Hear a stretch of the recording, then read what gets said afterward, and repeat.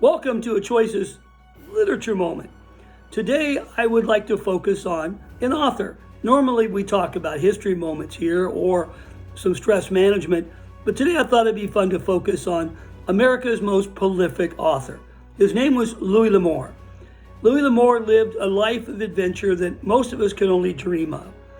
As a very young man, he left home, served in the Merchant Marine, traveled all over Asia, ports of call, had many adventures, saw pirates, saw exotic lands, things that don't exist anymore, with freedoms that we no longer have. He came home, was a professional fighter, won over 140 fights, tied once, won every other fight he was in. These aren't sanctioned fights. These were fights in mill yards and lumberjack yards, things like that. Tough man.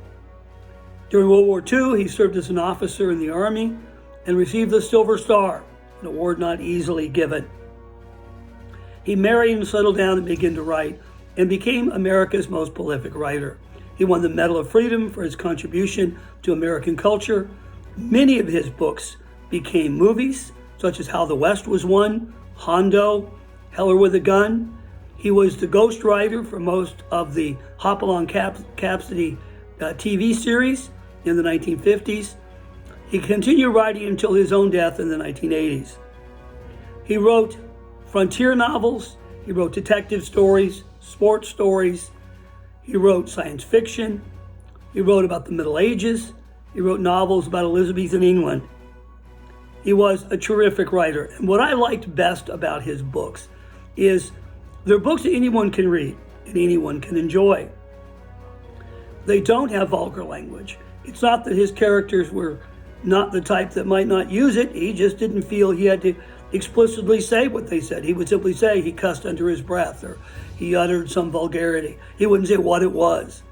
He didn't have bedroom scenes in his books. Lots of romance, a lot of good women, a lot of bad women.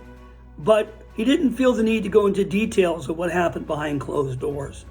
So his books are very readable, even by young people.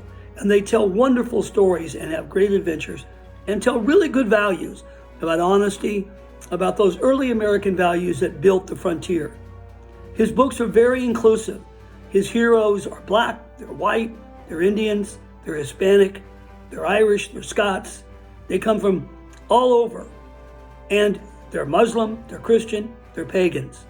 He doesn't exclude any religion or any group because they were all part of the telling of the story of Western civilization and the founding of the American frontier.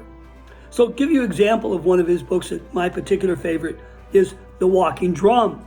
The Walking Drum tells the story of the great traders and fairs and caravans of the Middle Ages. It starts out in France, it ends up in the Middle East.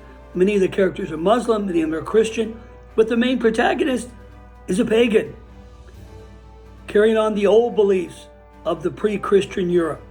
Fascinating book. He wrote so many. I have a handful of right here. These are just some of the ones that I own and have read more than once, covering all kinds of different subjects. This particular one is short stories about Asia and the world right before World War II in China and Indonesia. He wrote a good science fiction book. He wrote a great novel about the Cold War. He wrote books of poetry. And his books are accurate. I've had the little experience of standing in New Mexico in the middle of nowhere, reading one of his books that takes place right where I was at and looking. And when he says there's a mountain or a river or a stream or a valley, it's there. You could look out and see it. He wrote a novel based in my hometown, and I loved it because he described the area around where I grew up, the deserts in Southern California, so very accurately. His history is strong because he was a great collector of diaries and old newspapers.